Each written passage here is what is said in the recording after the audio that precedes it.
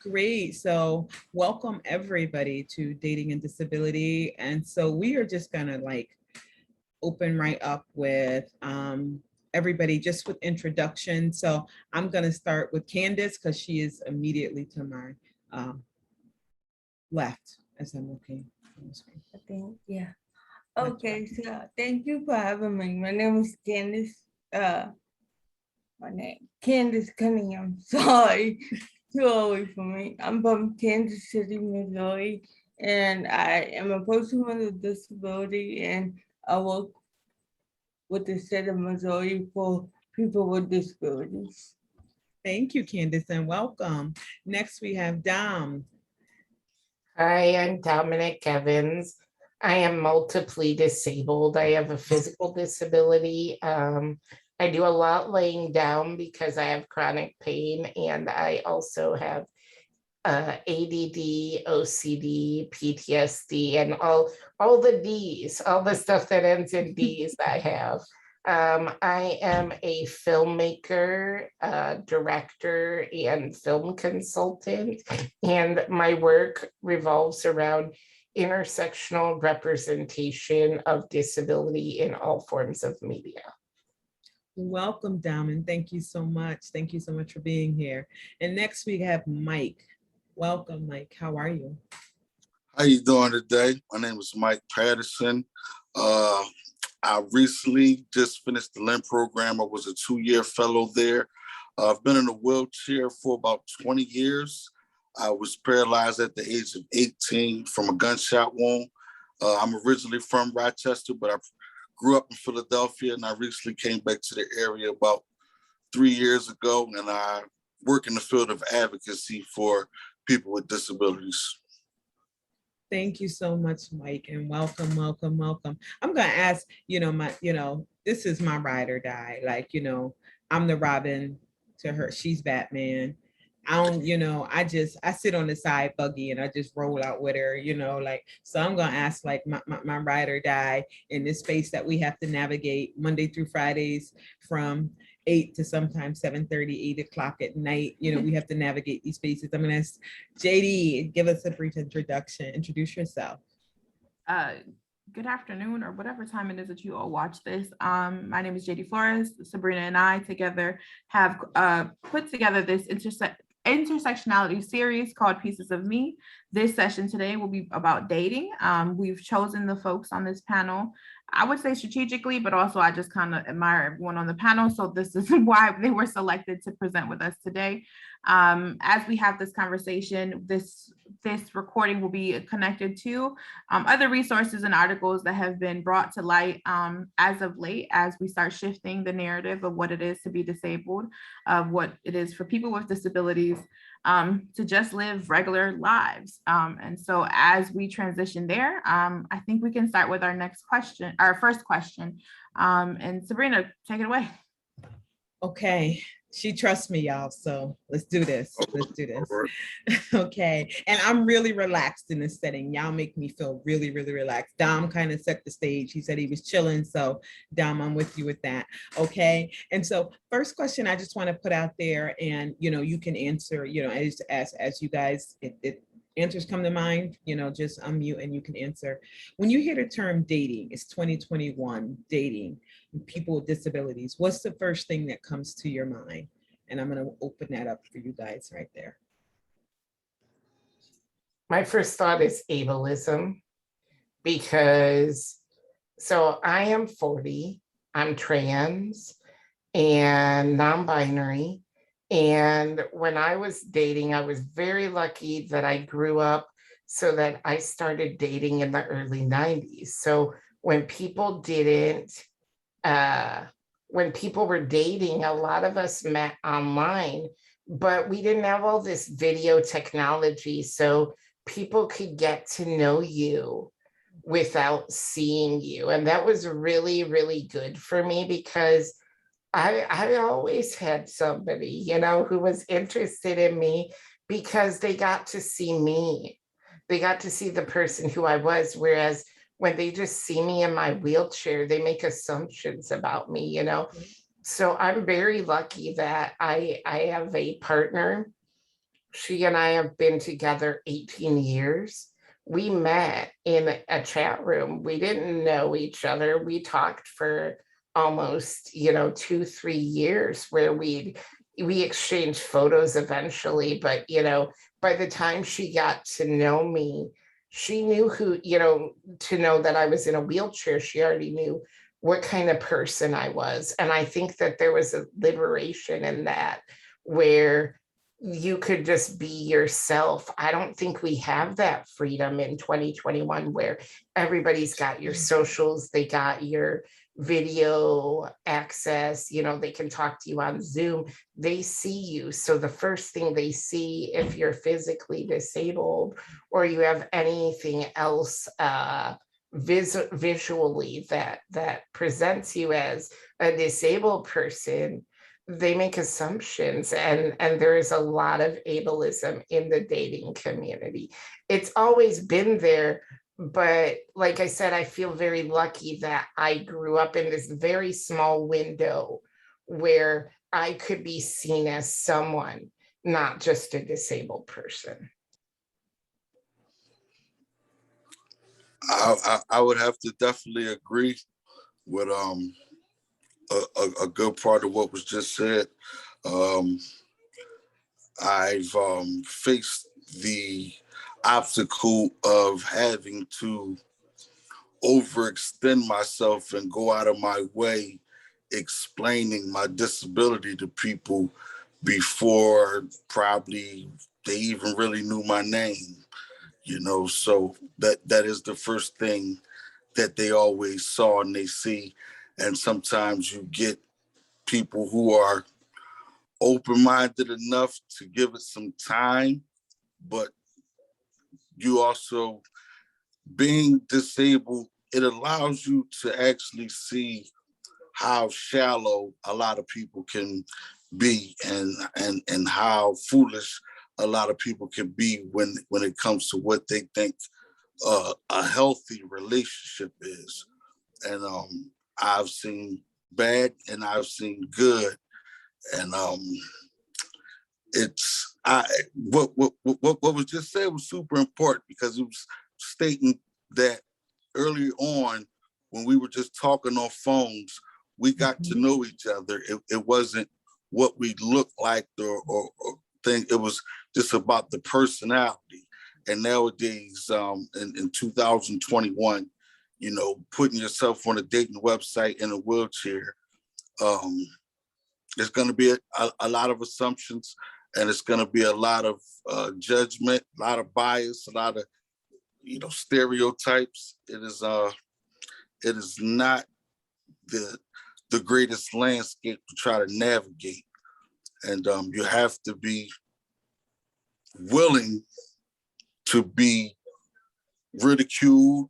You have to be willing to be belittled and looked down upon if you're going to go through that search, because people are shallow, people are ignorant. I've had people ask me straight off the bat, well, what are we going to do when we get together? If you're in a wheelchair, we can't have sex, right? So what are we going to do?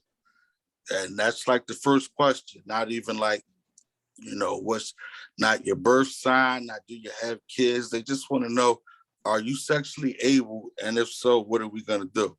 So you really get to see what people think is a healthy relationship right off the bat when you're in a wheelchair, because they ask you the most honest questions because they just want to know if they're wasting their time or not. Sometimes that works in your favor, sometimes it doesn't. But, I would hate to have to be out, not hate, but it would be difficult for me at 38 to be out here trying to navigate the dating landscape being disabled. Not saying that I'm any less than anybody else, but it's a dominated culture of materialistic things and stereotypes that it makes it very hard for people in our situations to find decent relationships. That was deep. Candace, what you got? How do I go off both of them? No.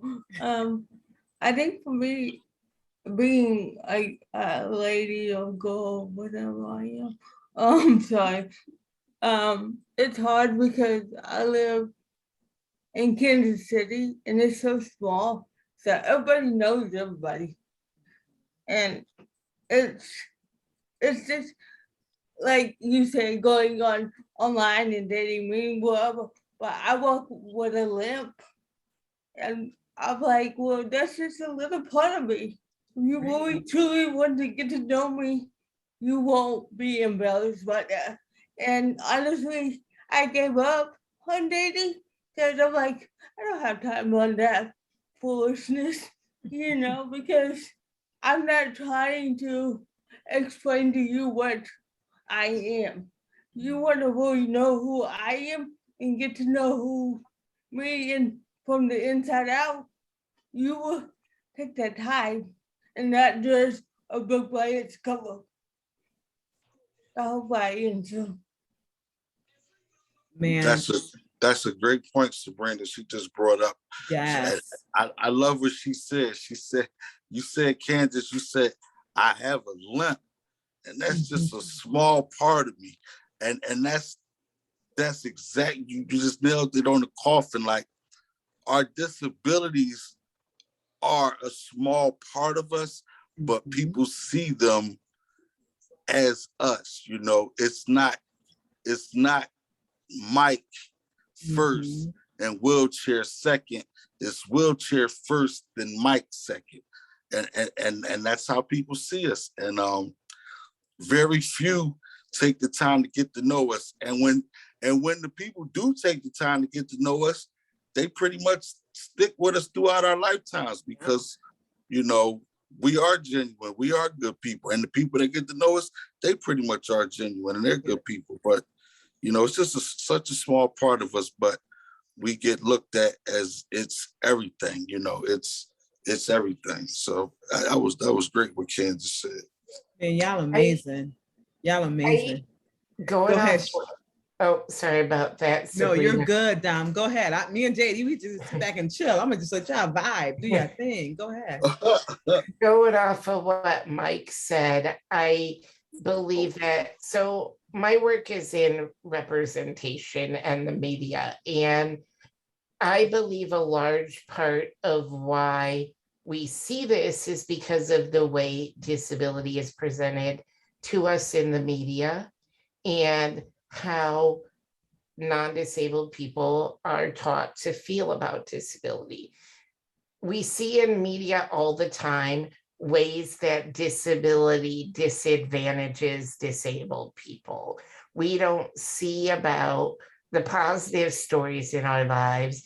We don't see about the average everyday stuff in our lives. We see the worst moments of disabled people's lives. We also live in a society where people are encouraged to be afraid of becoming disabled. People don't want to be around us in general because we remind them that they're going to become disabled one day. The majority of people end up becoming disabled. Yeah. They get chronic disabilities. I started out with very few disabilities when I was little. Now I have a list. I'm 40. I tell everybody I started collecting disabilities like Pokemon. I got to catch them all, But seriously, as you age, not only do those of us that are disabled get disabilities, but everybody does. You get arthritis and, a lot of us, especially everybody here is multiply marginalized. How many of us have experienced trauma because of that? That leads to mental health-based disabilities. There are so many different disabilities that people don't realize are disabilities. Some people have disabilities, don't realize it, and are afraid of becoming disabled, and it's all because of what we're fed by the media about disability. And so this is the response to this. People are afraid to become us. People are afraid to be with us. They don't want to be reminded of their own mortality or of their own fragility. That's good. I think you're 1,000% correct. Because if you think of any like rom-com, even like in the Christmas season when all these like romantic movies come out, or even just regular shows that, you know, if something happens to someone where they suddenly become disabled, it's like doom and gloom. There's never this like moment where you're like, oh yeah, this person can be fine. Because even if you think of like Atypical, right, the Netflix show with the young man with autism, which is not a great show. I'm not like putting out like, oh yeah, you should watch it. Like, but when he got a girlfriend, it was like the weirdest thing. He locked her in the closet. Like the girl had to do all this extra stuff to make it work for him. And it was like, well, what are you like? It's, you know, relationship is a two-way street. Like everybody doesn't have to give everything. Like the girl, they made it seem like she gave so much and he was just never understanding or grateful for all the extra stuff that she went through, you know, to be his gal. And I think that just is, it further feeds into the value of us as people with disabilities. Like, and then it just also makes it seem like your partner will forever be your caretaker. So instead of being a partner, like they're your caretaker. So like, you know, this is way more than you probably signed up for. And so then, you know, that's what's setting the tone and the foundation for how people view folks, I would say. I think they also portray, and I agree, in many cases, our partners shouldn't have, well, our partner should never have to be our caregiver. But in my situation, my partner is. And that's because for me, as someone trans, it's safer to have someone doing intimate care, but also she wants to do it. She believes she can give me the best, safest care. And I don't think we even get to see that dynamic. It's always, you're a burden. And she doesn't see me as a burden. This is just like how in our case, and I know a lot of other couples where this doesn't work, where they can't be doing the care. It's just too much stress. But in our case, it's not. It's just how our lives are. It works for us. And but like you would never see that portrayed in those rom-coms you mentioned. It would always be, I would be the burden of her. You know, she would be, you know, stressed out, and poor her, and the audience would be expected to empathize with her and her poor plight with her, oh, her poor unfortunate, you know, situation. But really, there is that reality where you can have your partner be your spouse or your caregiver, and it can be a healthy thing. It can be okay, but we don't get to see that either. Candace, you were going to say something. Oh, I'm sorry. Sorry. No, go ahead, Candace. Candace, please go ahead. I was thinking when you guys said caregiver,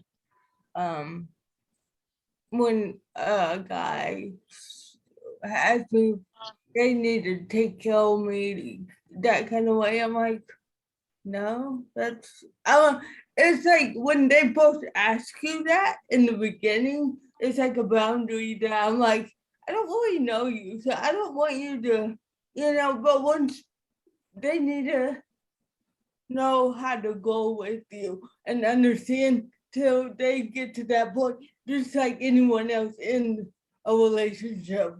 Mm-hmm. You can't open the door to your house right at the beginning. They have to stand in front of the gate for a while, if that makes sense. She's so good. Yeah, yeah.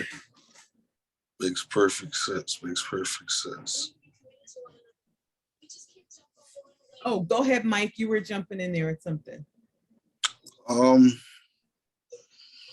mean, they both make excellent points. I'm just thinking back over so-called dates from over the 20 years I've been in a wheelchair. And I believe what JD and Dom said was definitely on point. I've felt like females have tried to gauge and see, you know, how much help is he going to need if I do this? And I don't know for what reason, but it seems that they never gave dating a chance. It was immediately, okay, we're going to be together, and how much do I got to do to help you? And that was always weird to me. I never understood why they wanted to always cement a relationship so fast, but I've been engaged, and I've people say, "Oh, we don't need that much help. You drive and you move around pretty good, and you can put your clothes on, so I wouldn't have to help you that much." And that's some sympathy, and it's been all the way to the other end of the spectrum where, I've known women just like, well, at least you get a check every month, so, I know you ain't gonna be broke. People see you with a disability and look at the vulnerabilities of it, and look at, well, how can I get in with, them and have them make my life better, pretty much suck the life out of them. I've been in all those boats as far as what people consider to be or try to make relationships. And I think the part that bothered me most, and the part that bothers me most when I see other people do it, is that for whatever reason, a good portion of our demographic seems to settle in relationships and situations. And we will be in an unhealthy situation that's not progressing, and people around us will see it and we'll put blinders on just to have the familiarity of being with someone and having someone to come home to or lay down with at night, or just to say we're in a relationship, to kind of just have that tent around you. And a lot of us settle. I've settled before in the past, but some people don't ever get out of that. And it's a shame to see a person with so much potential and that's so outgoing that could be and do so many things, and then they settle inside this box, and now they're not 100% of who they really could be just to say they're in a relationship. That always hurts me to see, and it happens more times than not with people with disabilities. We end up settling just to have somebody, I have this question because I've heard like all of you, like this is burning on the inside of me. I have to ask this question.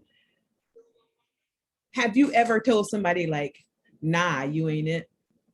Like, that confidence, like, to say to someone like I'm not attracted to you, or like, no, I don't like you, or I don't like you like that, like, you ain't my type, you know what I'm saying? Because I'm hearing you saying about like the settling, but you know who you're attracted to, the type of person you like, who you want to be with. And like, and like Mike said, that ableist view often makes people feel like, oh, they got to settle, they just got to take somebody. But has there ever been anybody that you've like come upon like, nah, you ain't, nah, you know what I'm saying? Like, no, like you're a nice person, but I don't want to date you. I don't want to be in this relationship with you. We can just be friends, or we can just, we just know each other. Have any of you ever encountered a situation like that? And what was it like? I have encountered that probably on a good 3 different occasions where things were going to get serious, and I had to put a stop on that. And I think the main reason was because I was paying attention to some of the signs in the person, some of the red flags that was coming up. And the second reason was just because I guess since the onset of my disability, my inner circle never treated me differently. So it never really caused me to really accept. I guess I accepted it, but I never like in my dreams, I still walk around. So I guess I never mentally accepted that I was this disabled guy.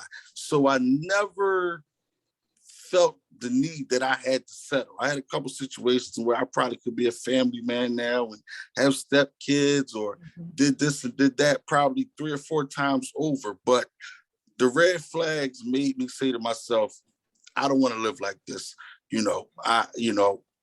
I can cook for myself. I can take care of myself.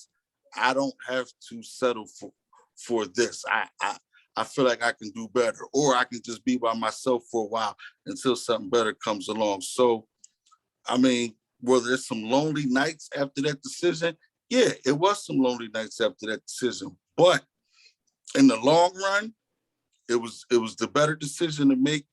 And it also was it's not an ego booster, but it allows you to be in the driver's seat of your own life and not kind of play the back or the passenger and just go with the punches. It allows you to get back in the driver's seat and say, no, this is not what I want.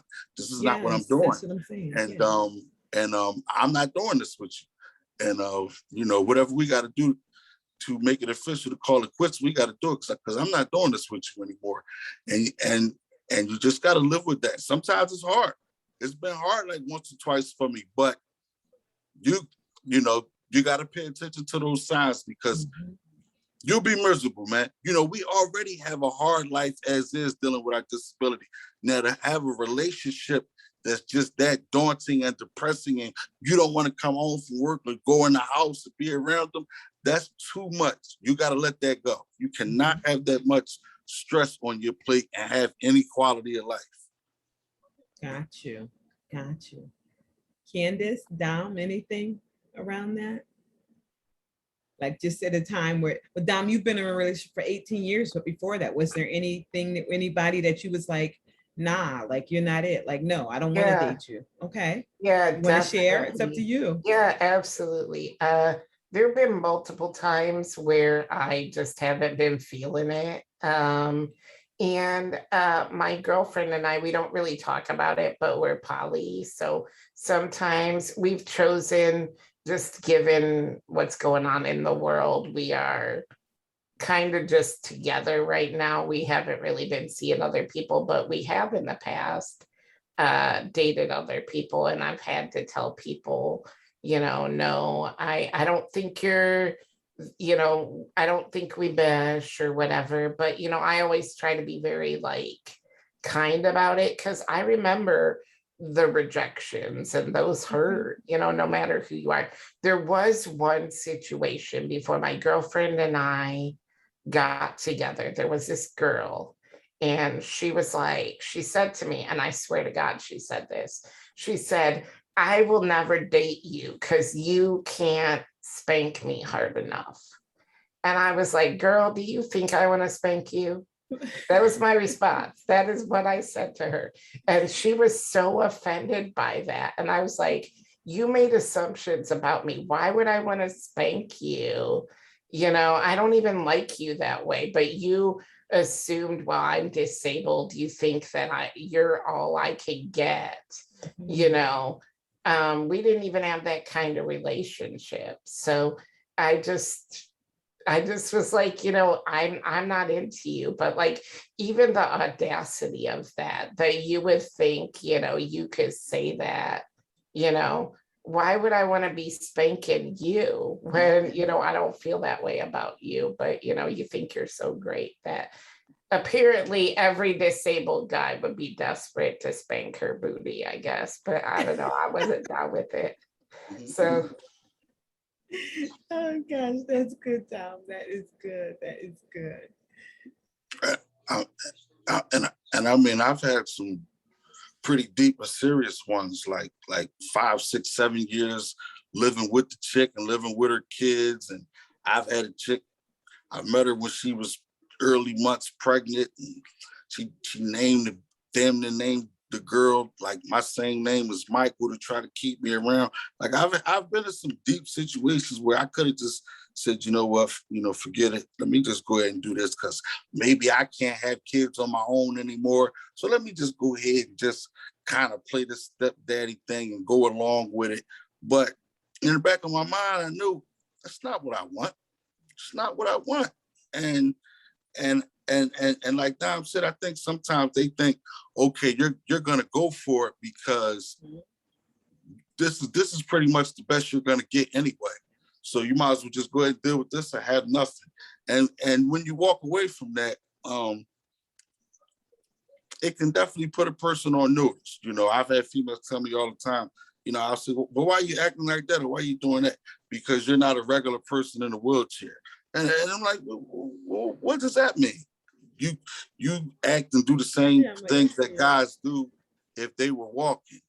And so I get held to the same standards as if a guy was walking because I'm not the average guy in a wheelchair. So it's a lot of assumptions. It's a tricky path, but just have to be strong, man, and have a good support system and know what you really want. And sometimes I feel for those who don't have a good support system, because those are the ones I see that settle. Because, I mean, let's be for real. If you're in a disabled situation and it's going on 5, 10, 15 years, nobody wants to spend all that time alone if you don't have a good support system. So some people do settle, and people capitalize and prey on that. And they look for those vulnerabilities in certain people. And it's, they're with them for all the wrong reasons. And sometimes the person knows they're with them for all the wrong reasons, but they're like, I rather this than nothing.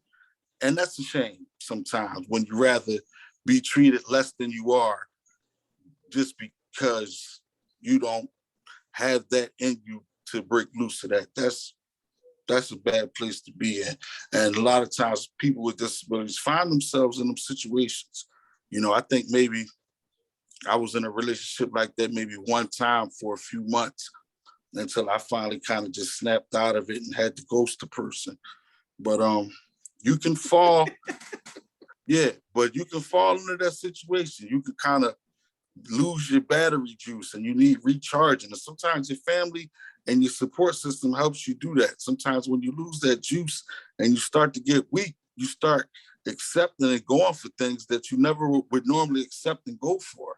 And, same thing probably happens to, women who consistently, that's not disabled, who consistently go through periods of bad men. They get worn down, they get frustrated. Finally, they find themselves in a relationship with a guy who maybe 8 years prior they would never have been with before.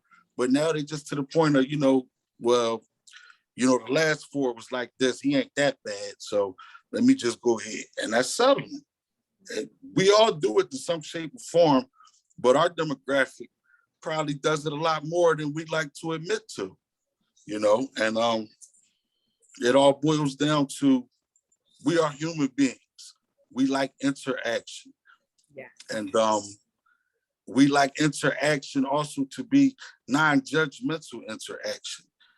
And for us to have interactions that are non-judgmental is paramount for us in healthy relationships. Because when we're out in society, we feel like we're being judged and looked at all day, from babies to old people. Mm-hmm. So we need that non-judgmental love in our life. And sometimes, we put ourselves out on a limb looking for it. Sometimes we overcompensate looking for it. Sometimes we, do things that we wouldn't normally do to have it in our lives. And sometimes it's a beautiful thing. Sometimes it's not the healthiest thing. Our relationships are not that much different as far as the dynamics of people who are not handicapped relationships. It's just that we got a couple of bigger chinks in our armor than most people have, that you can see from a further away distance, and people target those chinks in our armor sometimes. I can't really see yours or somebody else's that walks around. I have to talk, I have to get to know you. But, ours, we can't put a Band-Aid on and cover it up. You can see it from a block away. So it's a very guarded situation. Our guard has to be up a lot more than other people. I think Candace said, like, if we just meet you, you got to stay outside in the front lawn. We can't let you in the house.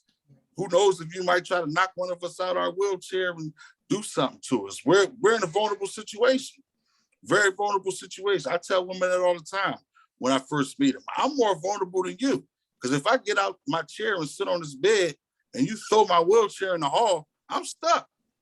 I'm literally stuck. I can't do anything.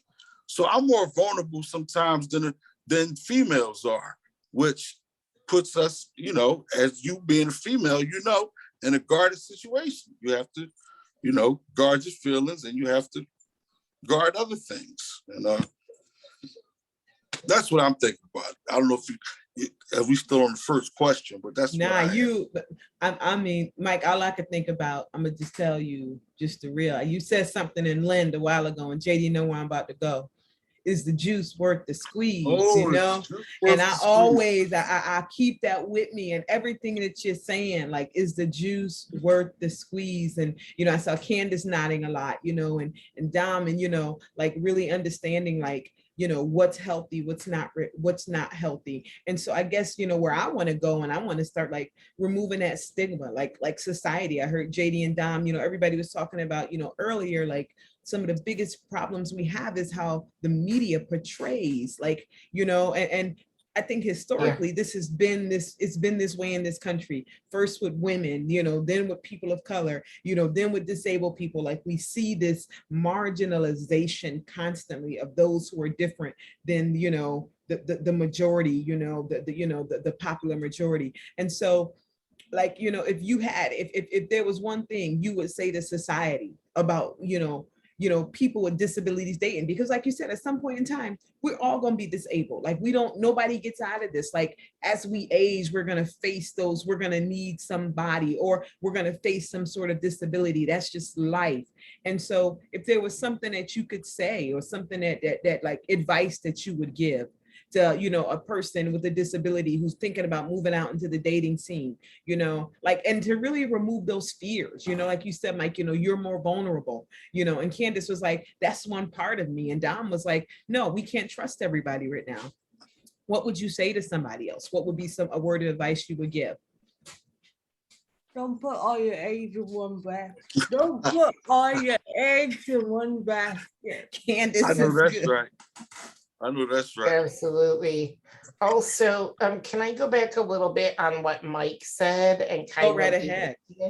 Okay, so what you were talking about being vulnerable, it made me think of my very best friend. We've been best friends for 20 years since college, and she is a Black, disabled, non-binary lesbian, and she and I kind of have this thing where we look out for each other. Like if I know that she's dating someone, you know, I'm checking in on her, and we got to do that as disabled people, kind of, you know, hold each other close. But I've just seen how mistreated she is, because she's, you know, she faces so many forms of marginalization and mistreatment. And I think that there are a lot of predators that are interested in dating disabled people. I mean, we have like the devotees that fetishize us, but we also have, you know, abusive people who realize they can come in and, you know, beat on us and whatnot. My best friend ended up stuck in a nursing home because her girlfriend beat her, and that's what they do to a lot of physically disabled people if you get in a domestic violence situation. She ended up stuck for years because they were like, well, you can't take care of yourself. And I was like, well, you know, we kept arguing with them, and I kept saying to them, she lived on her own for years with home care. You know, if her partner wasn't in the home, she would be safe to go home to it. But they were like, they infantilized her. They were basically like, you can't take care of yourself. But like, they don't do that to non-disabled people. They don't say, well, you got beat up, so you can't take care of yourself.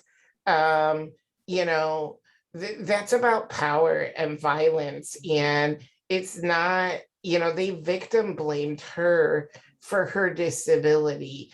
And then the nursing homes aren't safe. They're not safe especially for marginalized people. She would call me up every day, you know, saying she wanted to die because there was a man who was there. He would call her racial slurs. He was an older man, and she would be like, the staff says, well, he's old and has no other place to go. So you just have to go in the other room and deal with it. And, I was constantly calling them. She would call me at like 1 a.m. and they would be like,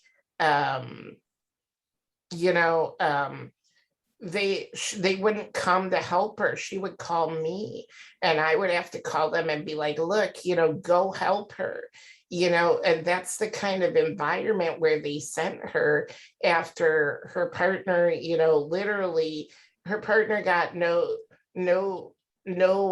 punishment because the assistant district attorneys didn't believe that a disabled person could be abused. Like who would do that is what they said.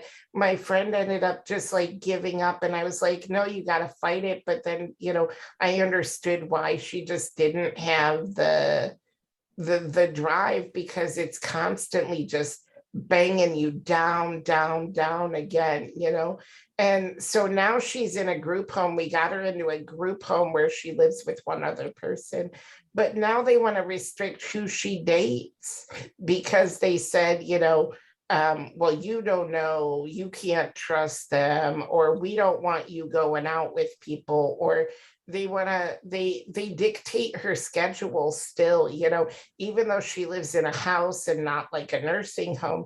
They dictate, when she goes to bed, when she eats. You can't date very well on that when, lunch is at, 11 a.m. and dinner's at 4. She literally eats dinner at 4 p.m.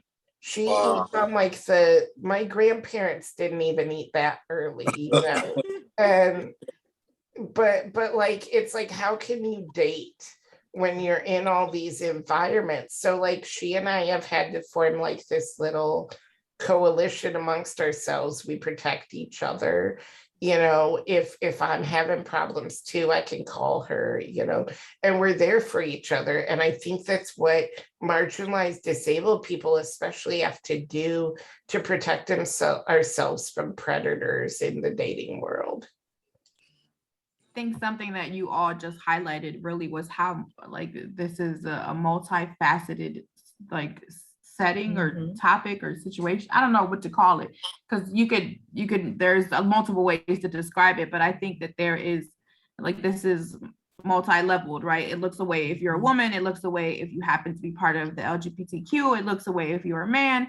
It also looks differently depending on what kind of disability you have. So, everyone here on the panel has a physical disability, but this may look different for folks with intellectual disabilities, and there may be more constraints on them because of how folks want to regulate their lives. And so I think that what our purpose here today is to really highlight and point out that, we have multiple identities and we are very much so people, and we should have the opportunity to participate in these regular human experiences that everyone, claims are like milestones. And so when we have things like the media and other outside forces who have decided where and what people with disabilities can do, where they can go, who they can be like, it makes it harder for us to just, live, to just be people. And I think that as we transition to really ending this, because this is such a great topic, and I want to thank you all for all the great work that you've done here today for and being vulnerable with us. Dom, I don't want to put you out there, but I know that you do a lot of work in terms of pushing for marriage equality for folks with disabilities. I don't know if you wanted to say a little bit about that and what that looks like and how your journey to get there has been. Yeah, absolutely. So when my girlfriend and I got together, I learned a fact that I didn't know. It was that she and I can't get married because otherwise I will lose my home care. At the time, I also we both grew up very poor. I was on SSDI. I was completely dependent on it to survive. My dad had died. I had, when my dad died, I basically was like thrust on my own. And I was working like 3 odd jobs. Like I would test out Hoyer lifts and evaluate them and things like that. Like I had the weirdest jobs just to like stay afloat and still keep my benefits, you know what I mean? Because every little bit of money you make affects your benefits. And, but for me, the big benefit I needed was home care. And if I marry my girlfriend, I will lose my home care. But in this journey, I've learned that every program disabled people get, SSI, SSDI, Medicare, Medicaid, all of those are affected. Even programs that like poor disabled people rely on, like Section 8 and food stamps, those are all impacted if you get married because they start counting your partner's income. So my girlfriend could never afford to pay for my home care. You gotta have a lot of money. You gotta be a millionaire to afford home care in this country, and we do okay now that I do work in Hollywood. We do okay, but we still don't have enough to where I could have my care needs met. I could have my wheelchair paid for. My wheelchair costs $40K. Who has $40K just sitting around? My wheelchair is as expensive as car. So I would say around 2006, 7, 8, I started talking about marriage equality. As someone LGBTQ, it became a big thing around there, in through 2012 when we finally got marriage equality for LGBTQIA people. I was going to LGBTQIA rallies and saying, hey, wait a minute, it's not going to be complete marriage equality. Don't forget, disabled people still can't get married either. And I was saying, I'm intersectional. I can't get married for all these reasons, and it for a while people just didn't care, they just didn't know, they didn't care. But then you would hear stories of people having to get divorced because of these, their healthcare needs and whatnot. So we just recently formed a task force called Marriage Equality. Well, it was started from a group I started through Facebook pages called Marriage Equality for Disabled People. And we now started a task force called Disabled Union. We are working to contact legislators and get it so if you get home care, your spouse's income is just not counted, because there's no way your spouse can take care of you unless they're a millionaire. And also we also want it so your work doesn't impact that, because we live in a system that keeps us in poverty. If we need home care, we can't make money from our jobs, or we have to pick and choose what jobs we can take, or if we need any other program, So it's about getting us the programs we need without penalizing us for having jobs or having love. I always compare it to, should I have to choose between my medication and my love? Should I have to choose between my home care and my love? So that's what we're fighting for. Contact your representatives, tell them to not only support legislation such as the Social Security Restoration Act, which would address marriage equality, but also they want to raise the limits. You need to tell them there should be no limits, because it's just too much, right now they want to raise it to like $20K in some states and $50K in others. They're doing it state by state. We need a home care that is provided, and it's provided in a way that is not linked with our income or our spouse. So that's what the real issue is It's a really complicated issue. I could spend another 5 hours just explaining all of the ways and all of the systems that are affected, but it is the overall thing is we can't get married because of money, and the money just needs to be removed from the equation, in my opinion. So I would agree. And I think that I asked you about this because as everyone here is talking about dating, you know, and everyone here is also mentioned aging, you know, you don't just date just to date, right? Eventually you want to get to the big enchilada, which is marriage, if that's what you're interested in, or, you know, or even if you want to have that as an option. So as we close this out, I just want to really bring back up and really point out that, you know, not only is dating complicated because of the stigma and because of what it means socially and everything, but it's also complicated when you start thinking about like the actual systems that we need to survive, right? The actual like black and white nitty gritty, like this is what I need to survive. This is what improves my quality of life. And this is how I can continue to push forward. So that's also a huge thing of vulnerability, of having to explain that to folks. So I just wanted to also really highlight that this isn't just a people thing, right? This is a systems issue as well. Like this is an overall just I want to cuss because there's a perfect word to describe this, but it's just a cluster of a mess of things that make it really difficult to get to that, big, American dream, if that's what we want to call it. But I want to thank you all. Thank you so much. We will, your bios have been placed along with this recording, and your emails will be also with this recording. So if folks want to reach out and ask questions, please feel free to contact our panelists or contact us, and we will connect you to that. And I say that we're done. What do you think, Sabrina? Yeah. Can I say just one more thing? When you were talking about that, Jerry, it made me realize I should mention too, one thing people don't know that they should is that you can lose your benefits even just being considered in a partnership. You don't even have to, they term it being perceived as married or living as married. So even just admitting you're in a relationship can be very dangerous for us because you can lose everything. So, and I don't think people realize how, like, the reality of that. The pressure is real. So as we're working, we coordinated this session to really introduce folks to the reality of what it all is. Again, I want to thank you all for your vulnerability and for sharing your stories. And I think that this is Mike or Candace, I saw a hand up. Anybody? Go ahead, Mike. Sabrina, just to end it real quick, the last question you asked was any advice you have for people going out in the world on the dating.